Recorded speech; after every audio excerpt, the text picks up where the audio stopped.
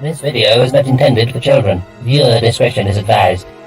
If you haven't already, please like, share, and subscribe. Thank you. Thank you.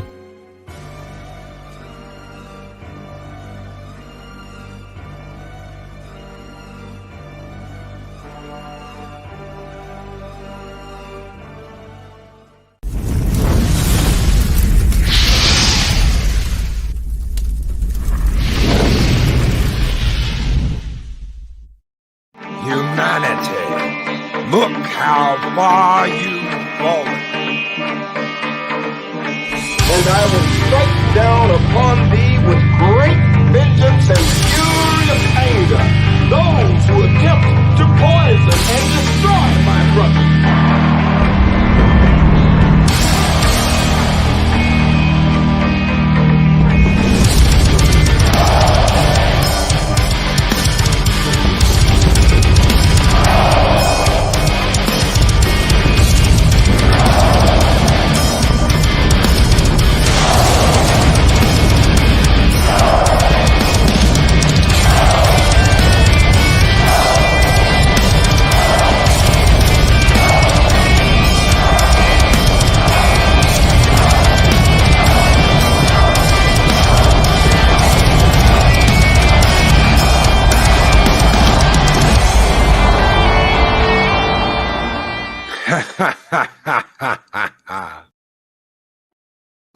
Greetings, one and all, and welcome to Morning to Mischief. I'm your host, Stone Loki. Good morning, everyone. Good morning to Arwen Avalon, Golago 13, aka Brandon the Infinite Wolf, Purple Valkyrie, the Jester of Sin, Brightest Day, Pat S., Chris Persian, Mark the Infinitely Tired, the Bash Brother Wrenches are here. Timon Flip, good morning.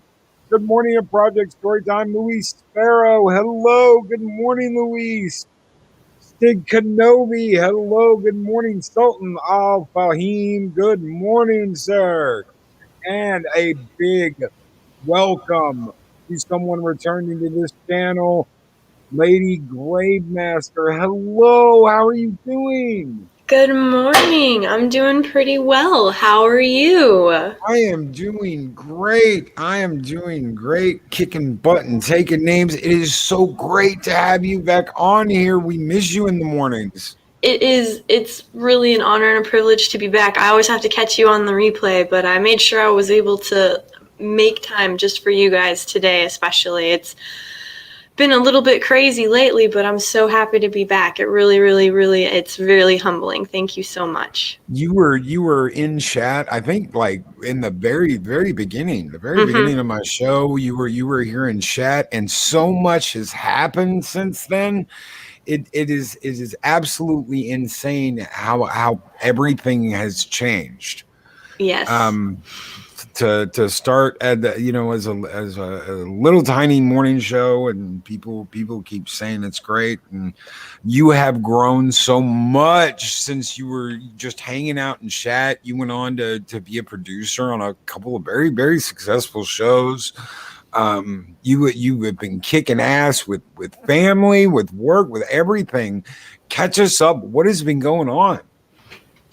Oh Lord, I think it'd be quicker to tell you what hasn't been going on. No. Honestly, I've been trying to help out family with different stuff between Corona and other things happening. It's just been really crazy. I've got littles that I've been trying to keep life as normal for them as possible, because I really don't want this to have the psychological impact that I've seen it have on so many kids. I don't think that it's fair, and it's something that really, as a parent, you should try and not necessarily just protect your children, but make sure that they have the tools that they can take care of themselves later in life. And it's good morning, everyone. Oh my gosh, this is amazing. But it's that's been a big focus, and I've been writing a book, and I've been trying to get some videos out here and there. I boomered one, but it's coming out either tomorrow or Friday, finally, with all of this Lord of the Rings nonsense. And yeah, just trying to sort of keep up with everything that's been happening. But it's so much trash has been occurring in Hollywood lately that I think it would take, I don't know, witchcraft or some kind of miracle to be able to keep up with all of it, because I swear every day it's some new company with the same shtick that just doesn't work. And now they're getting ready to shut down new comic runs at Marvel and DC. Shocking. Because they don't sell, and they're terrible, and they're self-inserts, and they're not very good self-inserts. It's just been insane. And then I catch your show on the replay, and I'm like, oh my gosh, look at how, like, I remember at the very beginning, it was like 45 minutes of you, and you would just tear someone a new hole somewhere, and they would deserve it. They would.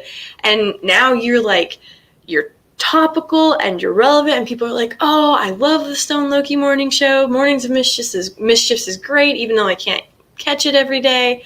So it's really, really awesome. Oh, thank you so very much. You know what? I still love tearing someone a new asshole, but I also love helping out, and I love being positive, and I love getting to do this every single day, and I have not lost the ability to tear someone a new bunghole. But Mexican Iron Man with $19.99 super chat. Thank you so much, Mexican Iron Man. He says, "Hail the amazing Lady Gravemaster, modern proof that intelligent, stunning, and brave combines with femininity to legitimately exist in real life. All hail the mom of moms, great fan of fandoms, and lady amongst ladies. Hail Lady Gravemaster."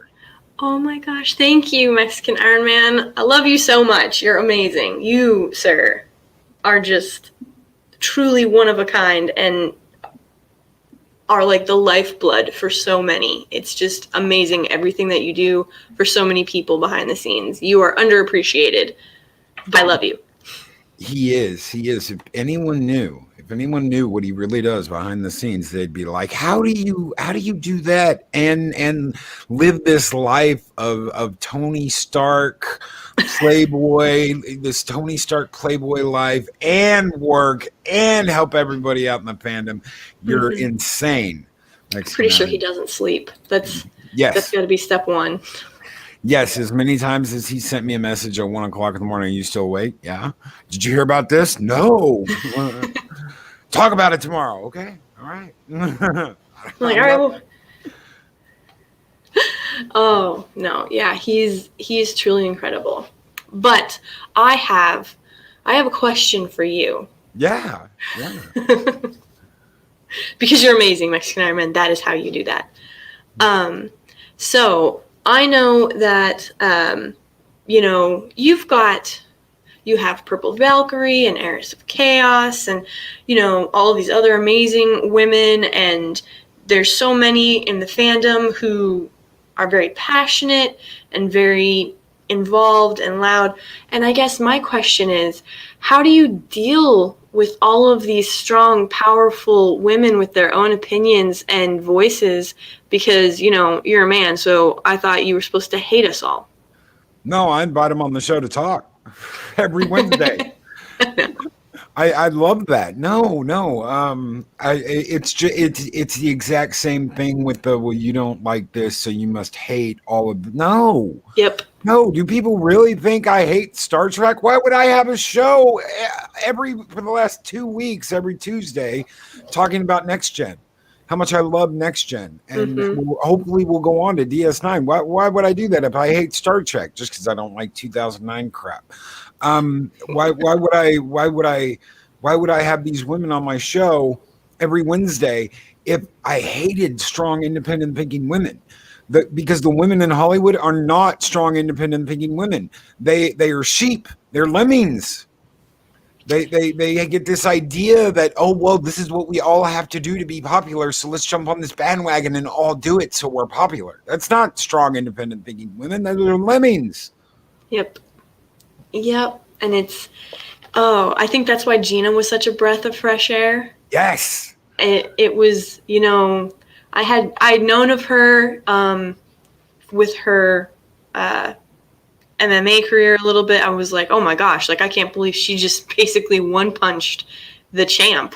So, you know, that was like, it was always impressive. And to hear that she was going to star in like this, because, you know, when it was announced that she was going to be in the show, yes, exactly. When it was announced she was going to be in Mandalorian and that she was going to be a military presence, like her character was going to be like, you know, ex-military or whatever, however they had done it. And I was like, you know, as long as it's not Admiral Hodor or whatever her name, like whatever that purple-haired one name is. Yeah, yeah. I was like, I can get on board with this. She's definitely like, she's proven that she's got chops and she can fight. So I'm excited to see this. And then she just got on screen and was just like a power magnet. It was just insane to watch her work and her chemistry, and she looked like she was having fun. And I loved in some of the episodes when she was literally pulling out some of her martial arts moves. I was like, I know how to do that. I can't do it that well, but that's so cool. And you know, you can tell that she was really into it and that she loved it. And so for her to you know, be this very capable, very strong woman on screen, have it translate into real life where she's like, hey, maybe, you know, don't buy into the fear mongering, or hey, maybe, you know, look at this from a different perspective, or hey, I'm not gonna do this just because, you know, all of these people are yelling at me to do it. I don't think that that's fair. But she does it with such grace and such poise and such elegance that you're just like blown away at the fact that she can be so powerful and yet deliver it in such a wonderful, with a wonderful presence, and not direct hate towards it. Like, even when all of this happened, she didn't hate on anyone. She didn't badmouth anyone. You know, she did that interview with Ben Shapiro and then she was done. Like, she hasn't allowed it to deter her, and she's not playing victim, and she's not calling foul. And she's proving every day, the more that they try to silence her, the more people just fall in love with her. And no matter how many people repeat these lies about her, when you simply just present them facts, they're like, well, what about this? And it's like, okay, well, you edited that clip and you took this out of context. And when you put it back into its proper context, like, minds get blown.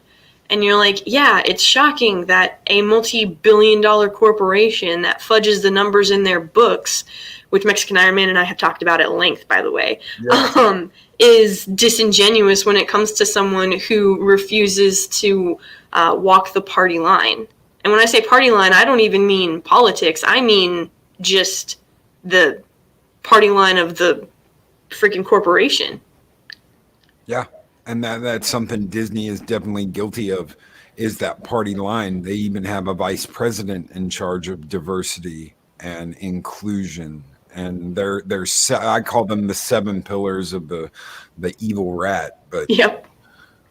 Those 7 pillars, my God, I could not believe that when I saw that. I was like, I'm gonna just put that feather in my cap. Oh my goodness. But, well, and because when you think about it, it's so diversity, it's diversity, inclusion, and equity. And when you think about it, so equity means everybody gets the same thing. And diversity means everybody's different.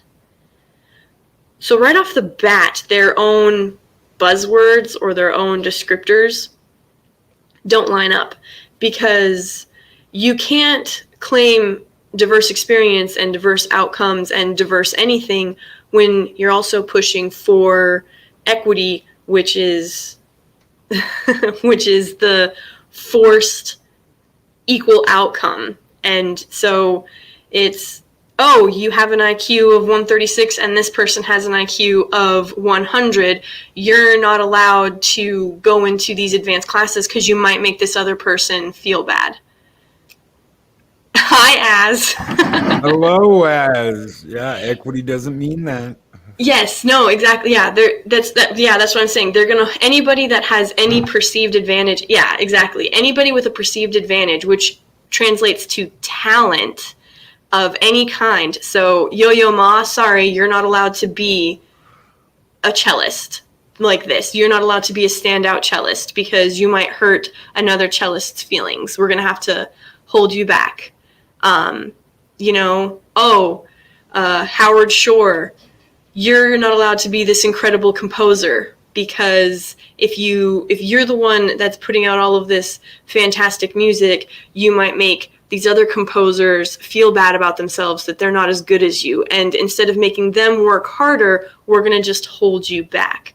And of course, I'm choosing things that aren't the focus, but they will eventually grow to be the focus. Because when you start this equity especially from a place of bad faith. I mean, equity always comes from a place of bad faith.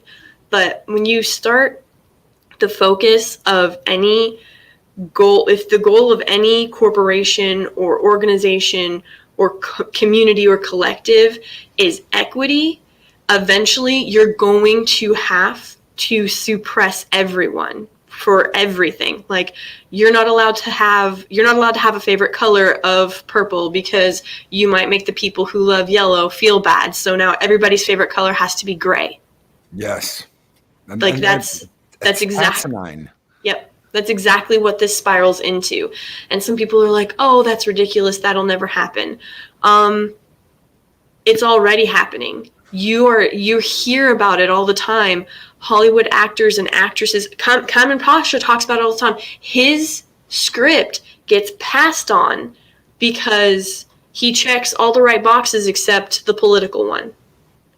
Exactly, Arwen. Like, you can't, when it comes to, it is just as sexist to hire someone for being a woman as to not hire them for being a woman, except instead of misogyny, you're dealing with misandry. Like, that's literally what this boils down to. If you're going to start separating and elevating or de-elevating people based on superficial factors that no one can control, like, you can't help how you were born. And if you're going to start judging and labeling and segregating people based on that, then we're no better than we were 100 years ago. That's true. That's true. And imagine telling Albert Einstein, well, you can't have anything to do with anything scientific because you're a white man from Germany. Yep. That's Absolutely. crazy. That's crazy.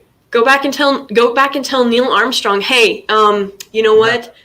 Your passion and your love and your dedication and your willingness to go through these experimental trials to be sorry, can't let you do that.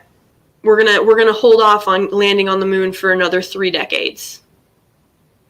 Like, all you're gonna do is hold everybody back, when what you should be doing is letting the talented, the excellent people, spearhead it and give everyone else something like real life heroes to look up to and to aspire to be and to challenge themselves with. Yes. And Pod Race Palpatine with $4.99 pound super chat, just taking Grease Force Lightning out for test runs, lagging here in the countryside. Keep up the good work. I'm always around. Love you all. Thank you so very much, Pod Racing Palpatine. Hearts.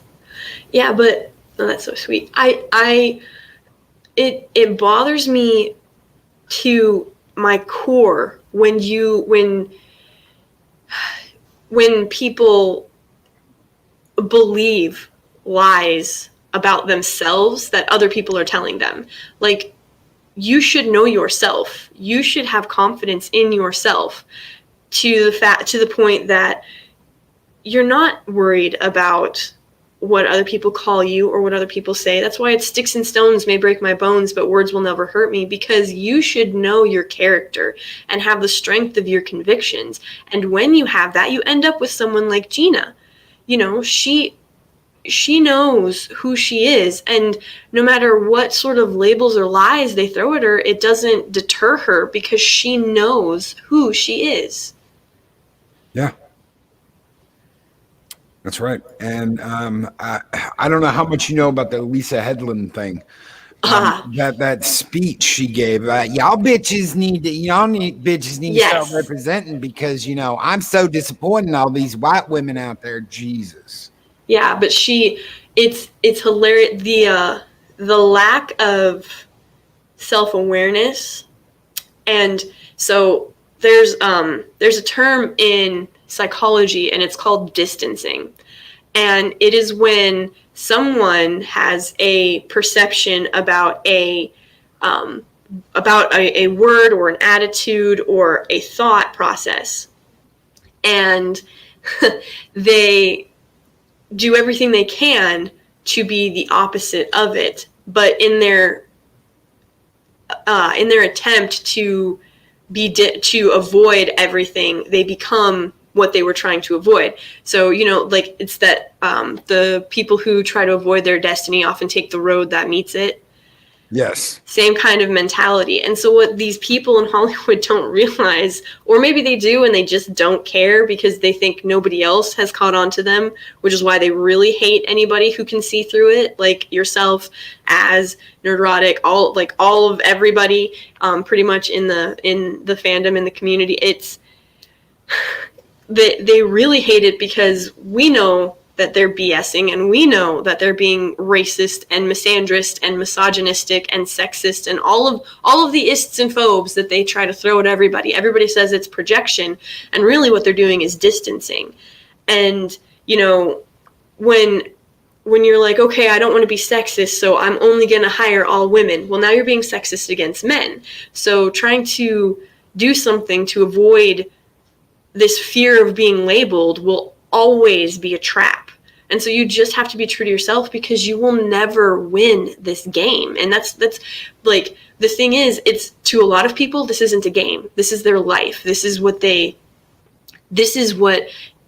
like just spend every waking moment thinking about. And that seems really exhausting, to just be like, okay, she or he or they, I'm not sure what their pronouns are. Like, see, I haven't even begun the sentence and I'm already exhausted. Like, you can't even approach a person based on your own eyes for fear that they're going to attack you and label you as something, when really you should just approach them, say, hi there, I'm so-and-so. And then they can be like, hi, I'm so-and-so. And then you just call them by their name.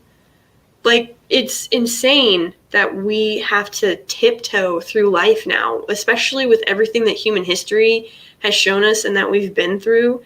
It's we're making mistakes that we claim to know better about. Like, we're making the exact same mistakes, and it's just history on repeat all the time. And everybody who, like, when people think they're smarter than they actually are is when we get into real problems. They think that they either think they're doing some good, or they think that they are in this group and this is what they're supposed to be doing. And that's not what they're supposed to be doing. And by destroying history, by ignoring history, by saying, well, that's not how it really happened, or I don't believe that happened, or no one ever did this, or no one ever did that. There was a story Adega talked about one night when we were going over history about a slave during the American Revolutionary War that was getting information to George Washington, and he was a slave in one of the British command centers. They would have killed him if they found out he was doing this, and he was doing this for what would become America. According to them, nothing like this was going on. Nothing like this happened. White people didn't have conversations with slaves. They just enslaved them. Nothing like this happened, but it happened. He was giving up troop deployments. He was giving up when they were moving supplies. He was giving up all this information that he was overhearing while he was working in this command center as a slave. Yep. That's the thing. It's especially back then,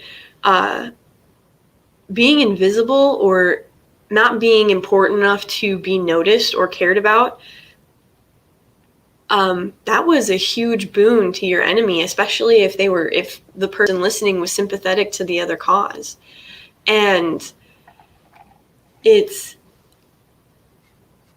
really,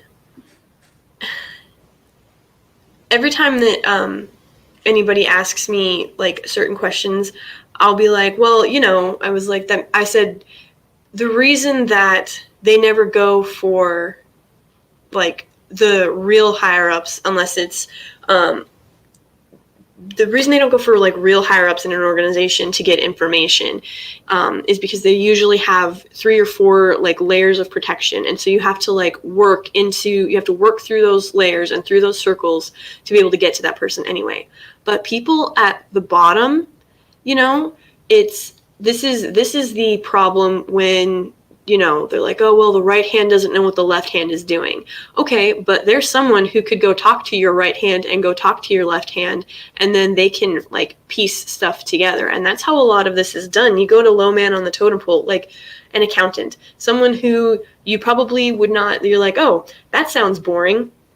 They have got a crap ton of information about organizations, and they only work on these I only work on this part of the budget. I only work on this part of the budget. But if you've got 10 people working on 10 different sections of the budget, but you talk to 9 out of 10 of those people, you're going to get a very clear idea of certain things and how that company is run and different information. And so that's why they don't ever really target high men on the totem pole until you've gathered more information from other people that generally get ignored or overlooked. And so it's the same thing with, the slave in the British quarters.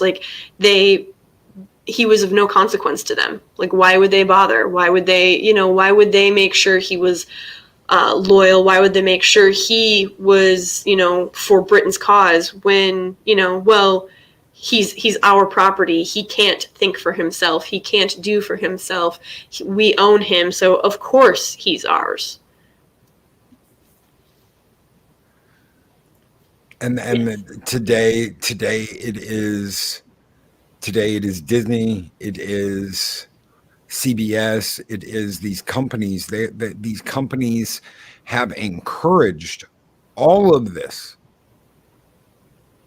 And I love Disney. I loved Disney. I grew up watching Disney movies. I remember I was a teenager when Lion King came out, and I cried when Simba died. And I was a teenager, and I was just like, You mean Mufasa? Yes, sorry. No, you're good. Not Simba, Mufasa. But I grew up loving this stuff. Who didn't cry? Disney used to be capable of so much. And I think Az actually posted it yesterday, or maybe it was today, and it was literally sequel, reboot, reboot, like that. Yes. And I was like, and then I quote tweeted him, and I was like, prequel. Yes. Gotta throw one of those, and then gotta get an origin story in there too. And change everything about the character. Yes. Because, you've got to change everything about the character now. I don't understand. And here's where I get truly confused.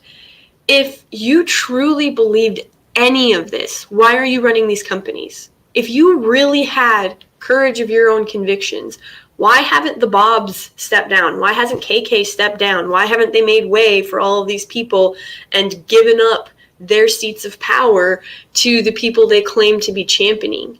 Because they don't actually care. I'll give you the answer. And Mexican Iron Man with a 1999 super chat. From where does such wisdom of words originate from a lady so fair? Mom, dad, life, college, military, work, friends, books. What were the influences? Well, first of all, thank you so much for another generous super chat, even though I'm pretty sure you're paying yourself. No, no, just life. I mean, I didn't, gosh, I've got really amazing male role models in my life that I've looked up to, and really amazing female role models. You know, my mother is extremely strong. She's also a Marine vet. My grandfather fought in Korea. My uncles, I had 2 uncles that fought in Vietnam. You know, it's just life, and you hear their stories. And I was taught from a very young age that if you want something, you have to earn it. And, you know, I was very poor growing up, and so I didn't get to, like, I would listen to other kids talk about their summer vacations and where they got to go and what they got to see, and I always thought that sounded really cool. And so, you know, I would vacation in books. Like, I would take a library card, and I would go check out as many books as I was allowed to, and I would read them all. And some of them I would really love, some of them I wouldn't really like that much. Some of them opened my eyes to a lot of things. I started getting into history books when I was about 8.5, 9 years old, because I had read The Hobbit, and then I was trying to read Great Expectations, and I had to get a dictionary in order to understand some of the words. I got teased relentlessly for it, and I got called the Human Dictionary for like a year. But it was, you know, that was something that was really shocking to me, that they would tease me because I was trying to read a book and understand it. And I thought that was sort of the point. When you read something, or when you write something, or when you say something, you should mean it, and you should love it. And if you disagree with it, you should try and think about why. The military is canceled. And a $2 Canadian super chat from Fat Steven. Today is also the 32nd anniversary of 1989 Batman. Yes, it's so good. It's funny that you mentioned that. One of the things I coming from a poor household, I would get books, but I'd also get audio books, because I found out that you could get The tape player, like 6, yeah. You could get like 6 books, but you could also get 3 audiobooks. Yep. And I would be laying on my bed listening to an audiobook and reading a book at the same time. Absolutely blew my parents away that I could sit there. What are you doing? I'm listening to a book. You're reading a book? Yeah, I'm reading a book. I'd go into wasn't English. I forget what they called it. It wasn't reading class, but it was like reading class. That's all we did was read books. But I would go in and I'd have a stack of books every month. I think we could do this. A stack of books. You'd go up, you'd talk about what the book was about, something you liked about it, and you'd get like 5 points on your final grade for the year, or whatever it was, 0.5 points or whatever it was. I don't remember. But if you did that every month, I think I got like 110 in that class at the end of the year. Nice. And we had, for me growing up, so we had the accelerated reading program, and you would get these little, if you read like 5 books or you got so many points, you would get these little Pizza Hut vouchers. Yes. And you get free personal pan pizza. Yes. And I actually found out from my mom later. So here's the thing. You know, I wasn't able to afford sports camp. Like, I couldn't go to basketball camp. I couldn't go to tennis camp. I couldn't go to swim camp when I was real young. And so, but what I could do, like I said, I could go get books. And so I was able to read. And so I was able to excel in that area because that was the opportunity afforded to me because of a public library. I'm a huge stan for public libraries. Like, they offer so many abilities for people who, like, a lot of people take for granted books, especially. Like, I remember when the Harry Potter books came out, because it was such a huge, like, craze, and I was around that age, and I think Goblet of Fire, a hardcover, was going for like $50.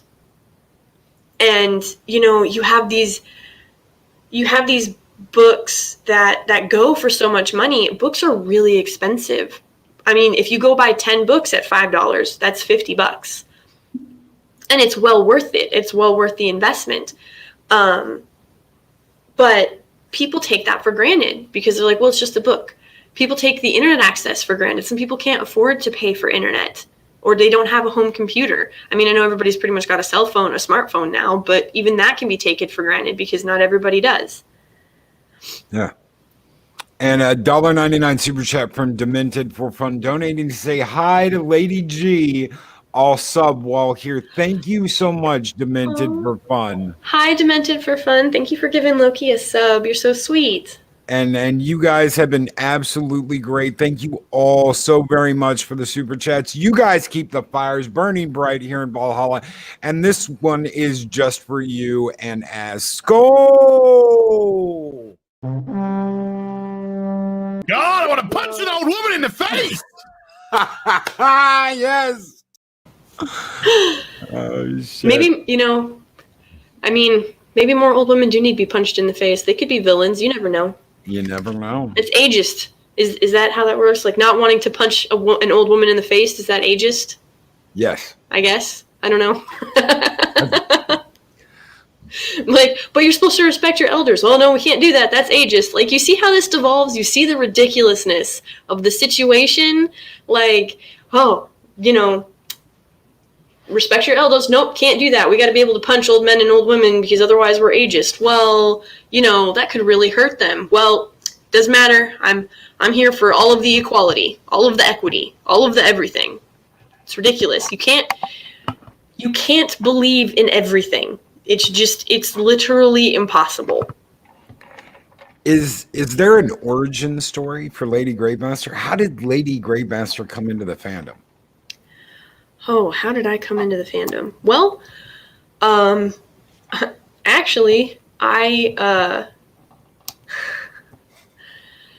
so I hated The Force Awakens. I actually, like, with every fiber of my being. So this is going to get technical and boring, and I apologize for anybody that may have heard this story before. I don't think I've shared it very often, but all right. So I am a prequel stan.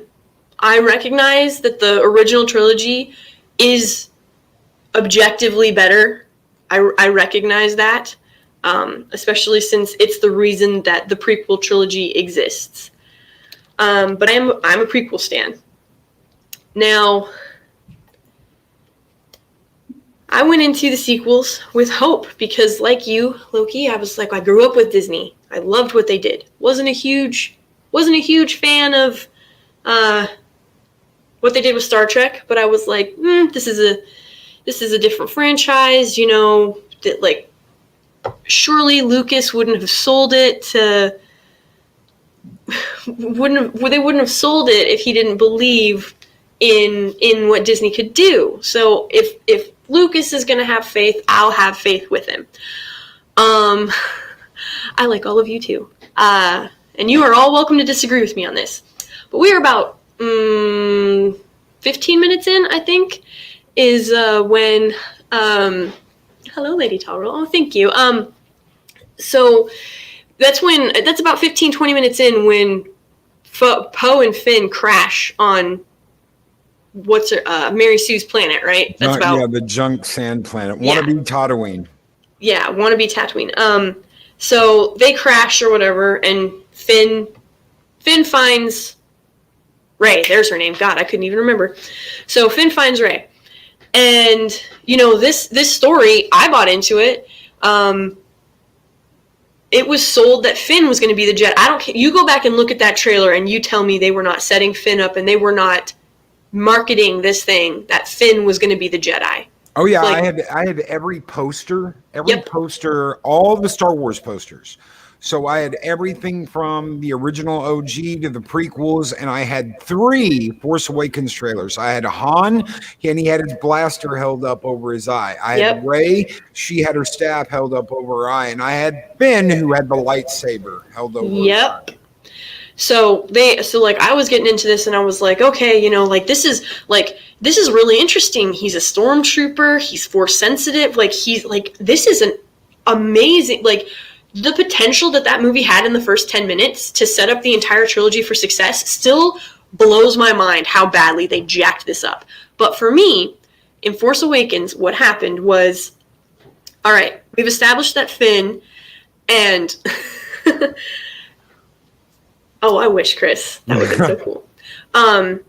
But for me, we've established that Finn was part of the Empire, right? And he says that he's telling Poe all about it. He was like, kidnapped at birth. Like, you're trained into it. Like, you're bred through this in a military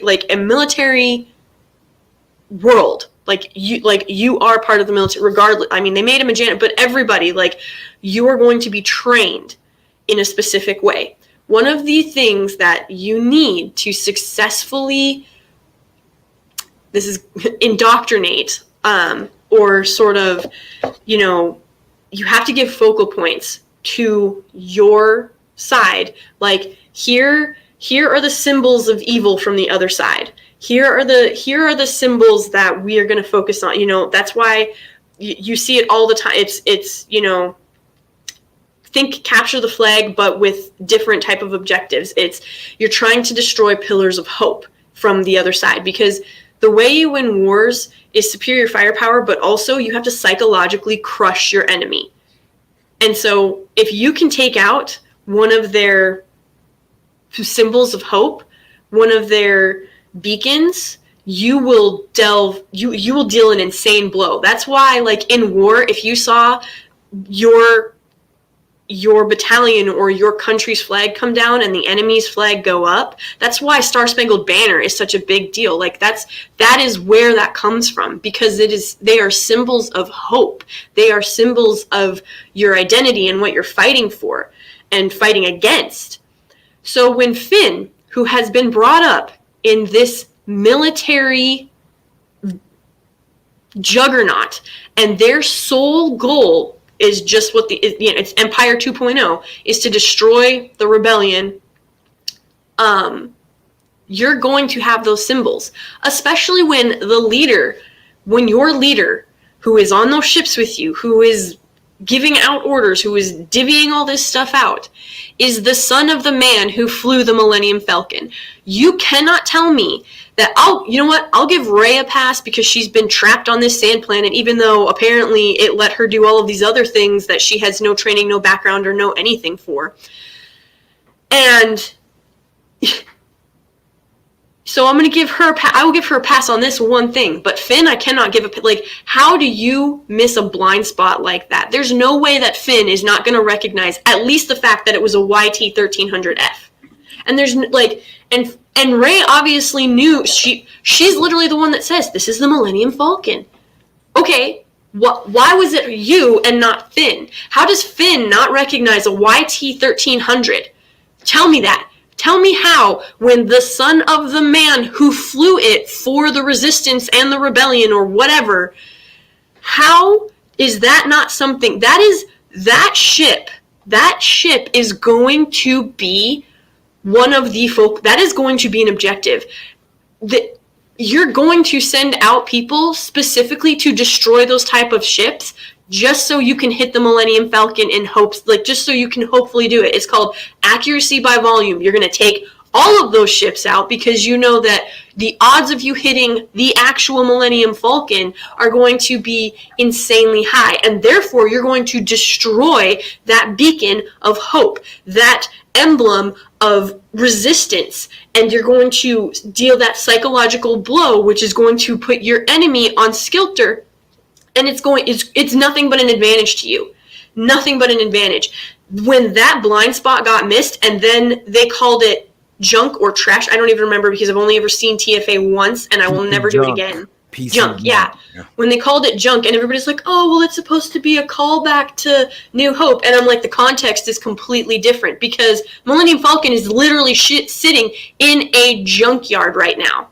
Like, it's literally in a junkyard, whereas Han was trying to make it appear as something that it was not. He was a smuggler. Of course he's trying to make it look like it's less capable than it actually is. The context matters. It really does. And there's no way in hell that Han is losing that shit in a poker. I'm sorry. Like, I'm getting really mad now. So, I hated TFA. And everybody seemed to be in love with it. And I was really confused. Like, I was like, this doesn't seem right. And it wasn't until The Last Jedi that I did not go watch. I actually didn't watch it until after it was out for after a year. A friend came over and was like, hey, I just got back and I've not seen this. Let's watch it together on Netflix. Yeah. Nope, didn't finish it, never will. Never seen whatever that third one is, never will. Watched Mahler's review on it and Gary's and Doom Cox. I watched everybody's reviews on it, so like I was like, that's enough for me. I don't need to give Disney any more of my money when it comes to this. It's absolutely atrocious what they did.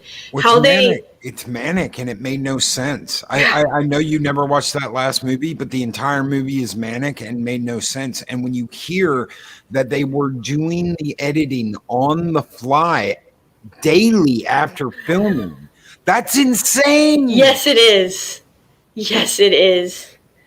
From my understanding, what I saw in the reviews and what I've heard other people say, it sounds to me like the third one was almost like its own beginning of another, like it was trying to restart the trilogy and end it at the same time. Because it made no sense. Nothing made any sense. There was no anything. And then you have these desperate people trying to, like, make correlations, and it's just ridiculous. No, it's absolutely ridiculous.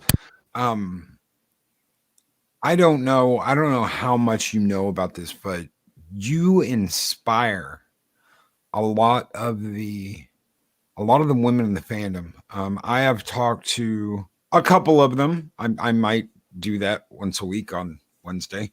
And one of the questions I have been asked, of course, is when are you going to have Lady Gravemaster on again? When is Lady Gravemaster going to come back and are you going to do an interview with her again? And you have inspired people to stream, to speak up, to stand up and be heard, not to take any shit. How does that feel? How does that feel being an inspiration to so many people?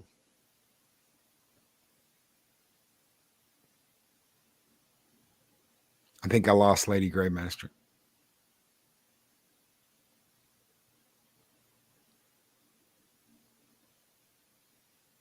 Or I'm lost. Can you guys hear me?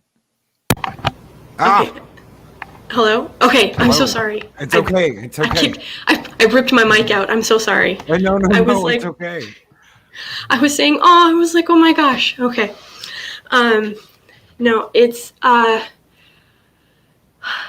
something that is really humbling, and just, I'm a big proponent of personal responsibility, and I want to live my life as best I can and live and lead by example. That's something that I like. Those are values I was raised with. It's something that, actions, you have the actions speak louder than words. And that's something that I really do take to heart. And I know that Twitter is just words, but as long as you can be consistent with what you're saying and what you're doing, and you live your convictions, then for people to recognize that and to care and to actually be inspired by you, or what you say or what you do is truly humbling. And it's something I hope I never forget and I never lose. And for people to even think that I'm worth talking to or worth listening to is truly a gift. And that's something that I don't ever want to be unappreciative of or forget. And They look up to you. It's not just that they want to hear what you have to say. They look up to you. You inspire them. I will quote what is exactly what she said. Spirit animal.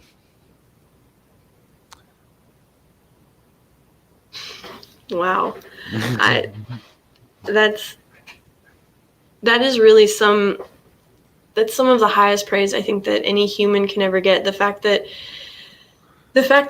someone else sees something in you that they feel is worth trying to emulate or to strive for is incredible. And I feel incredibly blessed and thankful and humbled for everybody in this community. There's so many people in this community that I look up to and that I cherish and that I think just do amazing things day in and day out. And they expect nothing, they ask nothing.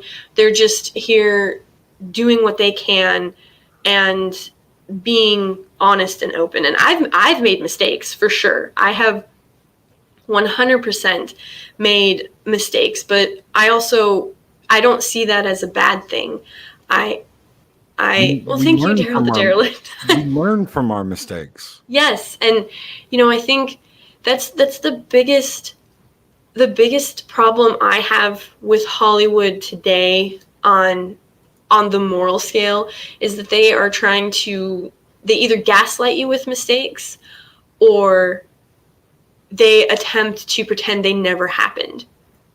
Yes, and that's horrible. And you don't grow that way. Like if you walk through life with such hubris and such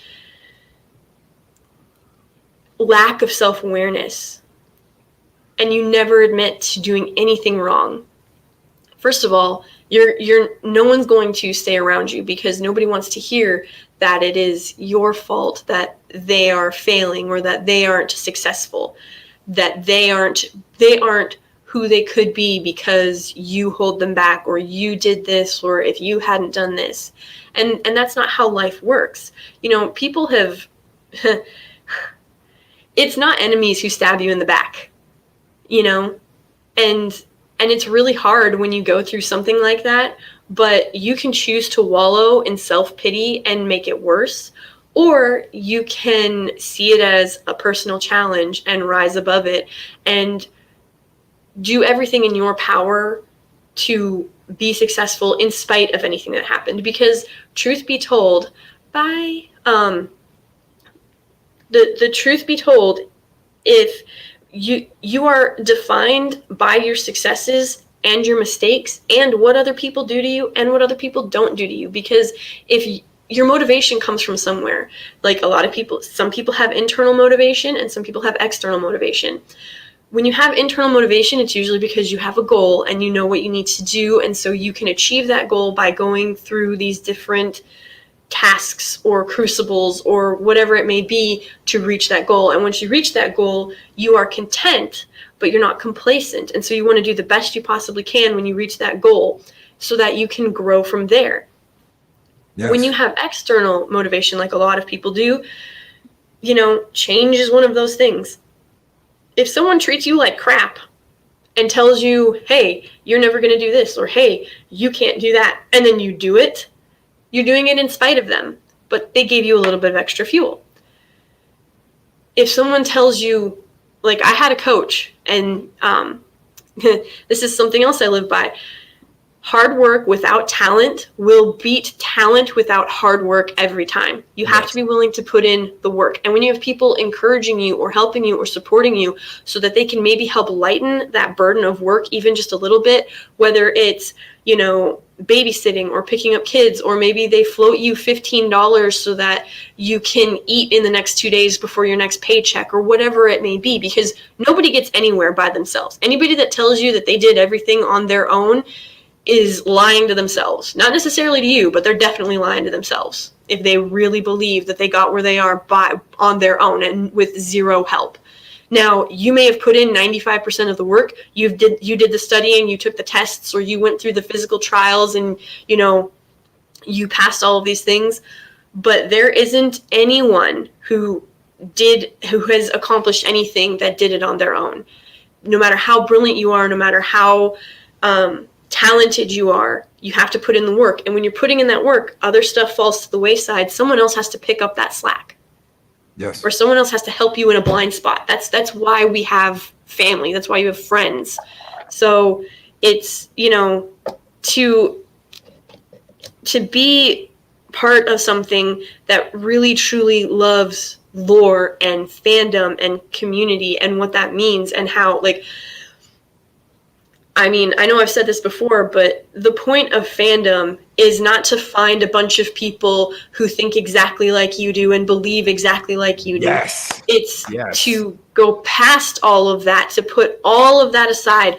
Color, creed, gender, orientation, politics, all of that goes to the side, and you connect on a human level, on a soulful level, because that's what fandom does. It causes a bridge, and people who would have never run in the same circles because of their love of this IP, whether it be Lord of the Rings, Star Trek, Star Wars, Babylon 5, Teenage Mutant Ninja Turtles, Thor, Batman, Superman, whatever it may be. That is what fandom does. It brings people who would have otherwise never connected in circles through love. And you connect on a human level. That's what fandom is and what it does. You transcend the base politics and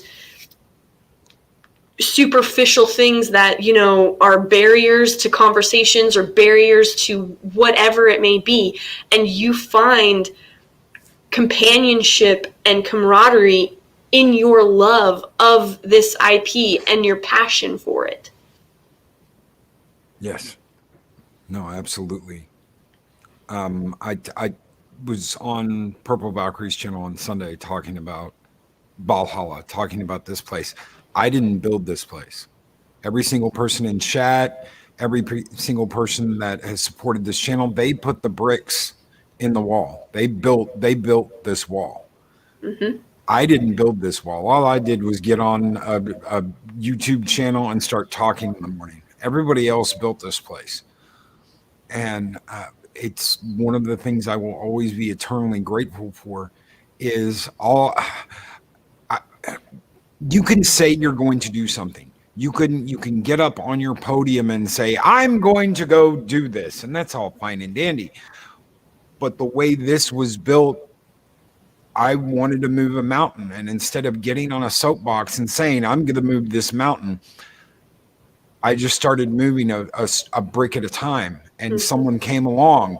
They came along in that first stream, and they decided to help me move those bricks. And you came along and you decided to help me move those bricks. And Purple came along, and Eris came along, and Mexican Iron Man came along. I didn't get up on a podium and say, I'm going to build this. I just started moving the bricks. Because I love Star Wars. I love Star Trek. I love Battlestar Galactica. I love Babylon 5. I love all these things that have meant something to me in my life. Mm-hmm. And it's not that I want to keep them like they were. It's that I hate the disrespect that has gone into it. Yes. That is the most heart-wrenching thing, is to see something like Star Wars that was for everyone. It was for everyone. Star Trek beyond Star Wars led the way of this is the way everyone is important. There is no, it's like the episode of TOS where Uhura meets Abraham Lincoln. Yeah. She has no idea what he's talking about when he's talking about slavery because she doesn't know that it doesn't exist. Racism and all of that doesn't exist. They don't deal with it. It's not a daily issue. They have moved past that. And that's beautiful. Absolutely. To hear Whoopi Goldberg's story of the first time she saw Uhura and she was running around the house telling her mama, look, there's a black lady on TV and she ain't no maid. I love that story. Yep. I love that story because that's what Star Trek gave us. It's like just the barriers that Star Trek has broken. I mean, I think that's another reason I get so irritated and quite frankly angry whenever someone, brings up, oh, this is like Disney has been doing this like crazy. Oh, it's our first led woman of color, or what? Like that. This is the first woman of color that did this, and I'm like, this isn't the first on-screen interracial kiss. I'm fairly certain that was Star Trek, actually, and that was a big deal because it just wasn't done. And Star Trek was one of those shows where it practiced what it preached. It broke these barriers, and you never saw Gene Roddenberry. He didn't apologize. He didn't say, oh, I'm sorry that the people who don't want to see a black woman and a white man kiss were offended by it. I'll go ahead and edit that out. Can you imagine if he had done that? We would be, if Hollywood from the 50s and the 60s and the 70s, 80s, now all the way, like from the 50s to the 90s, if they followed that mentality of, oh, we don't want to offend anyone, first of all, comedy would be long dead. And we would not be where we are if every time someone got offended because they didn't like the look of someone or something, or they didn't like the sound of someone or something, we would not have anything. It would literally be whitewashed. Everything would be whitewashed. There would be no action, no intrigue, no plot, no villains, no heroes. It would be gray. It would be great. It's not a very good story, in case anybody's wondering. You have a protagonist and an antagonist for a reason. Yeah. Humans thrive on conflict, so I have absolutely no idea why anybody would be like,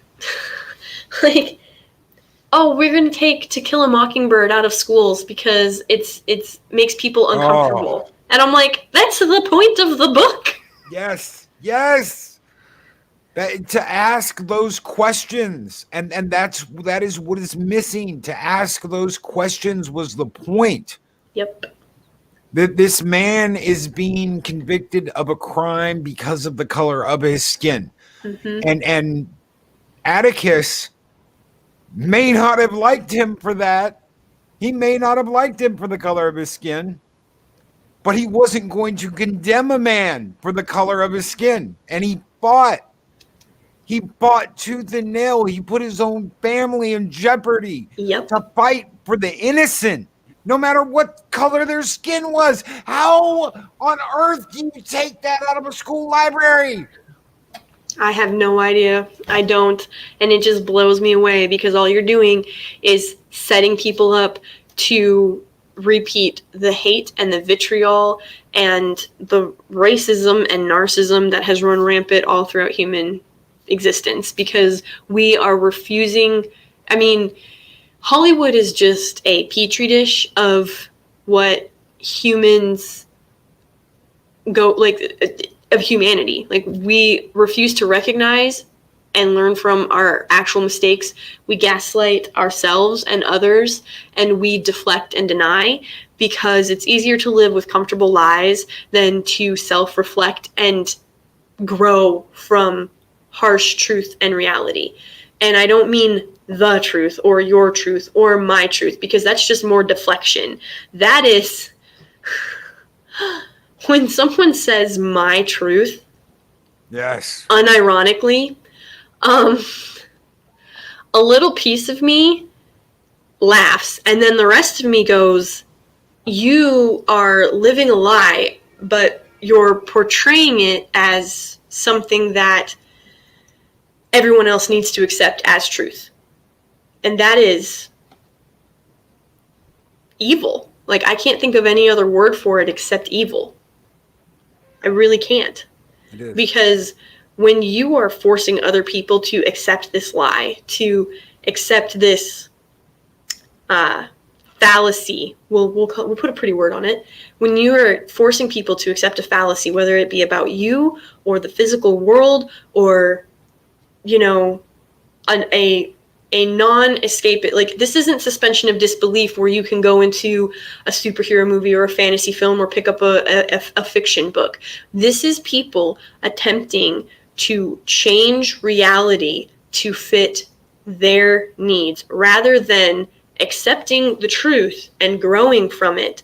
They want to stay firmly rooted where they are and make everybody else stay where they are, because they don't want the world around them to shift and reveal what they actually know to be true, but they are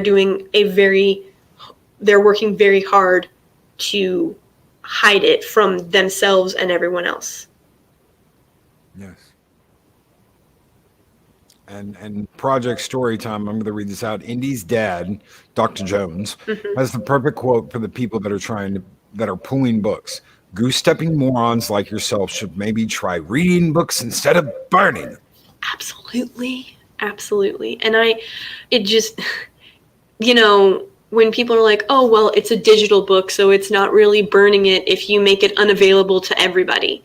If you take it down off of websites, if you take it down off of, you know, oh, well, it's not real. Like, it's by no means anything like what 1930s Germany was, or what, you know, the USSR was, if your credit card company refuses to allow transactions to happen on your site. When Visa comes out and says, hey, you can't use our cards on these particular websites to purchase this specific merchandise,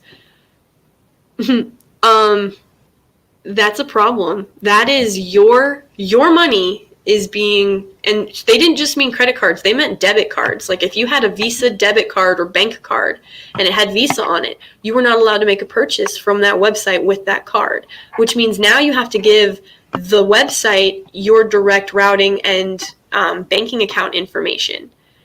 And now, how comfortable are you doing that? I'm not. Exactly.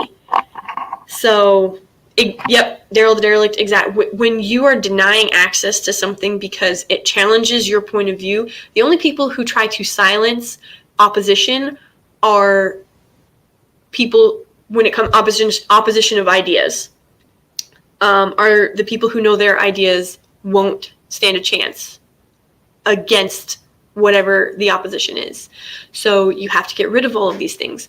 You have to plant these narratives. You have to, if you go back into a 1990 science book and you start reading it, whether it be biology or chemistry or what have you, the amount of information, it's just facts. There's not bias. This is what we know. Here's how it's presented. This is what it can do.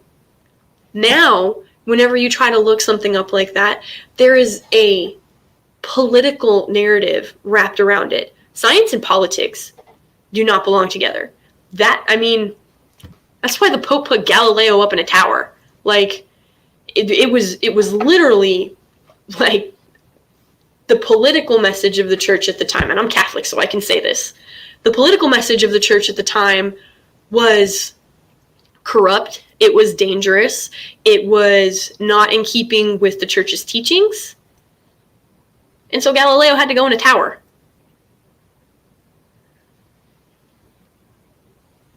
I mean, that's kind of where we're at. I don't see how people don't recognize, like, this is, oh my goodness. I wish it was just flat earthers against round plant. I don't even know what the other people are called. Factual people? I have no idea. But yeah, I wish it was really that simple. And to be fair, it really is that simple. You just have to get to the core of the disagreement or the argument or whatever you want to label it, to find out what the real motivations are. They're generally never good. They do not come from a place of good intentions. And the people that do have good intentions are just signing their own prison sentences, basically. Yes. But yeah, that's why I wish people would realize that these woke activists are just bullies by a different name. But now instead of using foul language and name calling and physical intimidation and violence, they're now using fear of losing your job, of losing your income, of coming after your family or cutting you off from family or friends, cutting you off from any potential future income. Like it's the same. It's psychological warfare, and it's very effective. So the thing is, fear of pain, fear of death are much more effective tools to get someone to do what you want than actually causing pain. That's why if you want someone else to do something for you, you'll kill someone else in front of them, because then they'll be like, oh my gosh, they killed this person, so they will do it to me too. They just proved that they could. You're solidifying that they could.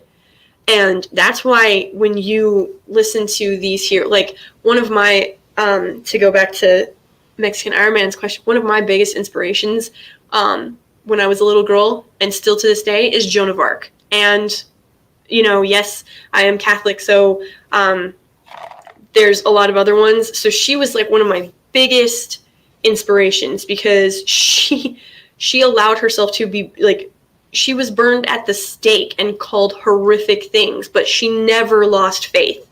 She never gave up the courage of her convictions. And when I got older and I started delving into more, I became very inspired by Saint Felicity. She's known as the saint that was crucified 8 times because she watched all of her sons. They killed all of her sons in front of her because they were Christian. And they told her, they were like, denounce him and you'll be spared. And she just told every single one of her sons that it will be okay. There's a place waiting for you in heaven, and I will meet you there. So she watched them kill every single one of her sons in front of her. And then they killed her. And I was like, whoa, that is like, talk about courage of like conviction and courage. And that's not taking a knee. That is not taking a knee. Yeah. And, and so for people to say that I'm stunning and brave because I agree with the mainstream narrative and Hollywood and all of the big tech corporations and companies, and they're all behind me in everything that I do and say, I just shake my head and go, you people have clearly never witnessed true bravery. Or if you have, you were so threatened by it that you have completely rejected it. And it's sad. Mm-hmm. That's one of the saddest things. Is watching them like lemmings. Everyone has their own opinions. Everyone has their own thoughts. When you sell out your own opinions, your own ideals, your own moral compass to be a part of something, that's not being a part of something. That's just selling out. Yeah.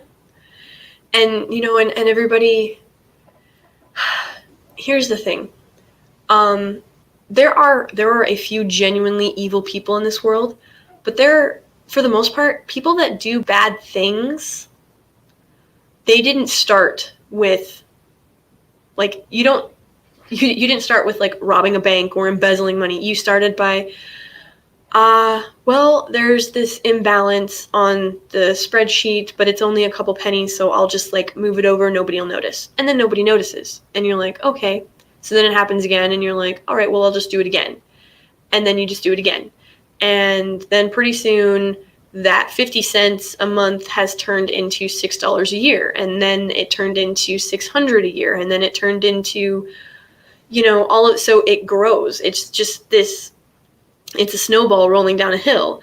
And it's, when you make those little concessions, it's setting you up to make the big concessions. And when you don't make those small concessions, when the big stuff comes, you'll be able to stand up to it. Yes. Or at least you'll be better prepared to stand up to it.